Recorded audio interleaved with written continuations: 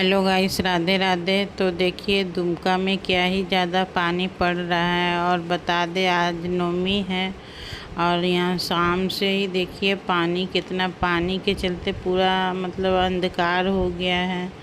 और देख सकते हैं पानी का क्या ही स्पीड मतलब ज़्यादा है। और हम लोग सोचे थे कि शाम को हम लोग को घूमने जाना है, लेकिन इतना ही ज़्यादा बारिश हो रहा है कि बारिश के कारण हम लोग कहीं निकल नहीं सकते हैं घर से। और मतलब पूरा जो भी सजावट हुआ है, जो भी मतलब पंडाल में हुआ है, तो पूरा एकदम मतलब आदमी नहीं रहने के कारण पूरा सूनापन है और एक भी आदमी नहीं है गाइस, देख सकते हैं। तो इस तरह है कि मतलब दुर्गा पूजा में हम लोग का नवमी पूरा एकदम बेकार हो गया और हम लोग कहीं घूमने नहीं गए, इस कारण हम लोग का मूड ऑफ है। तो आप लोग ऐसे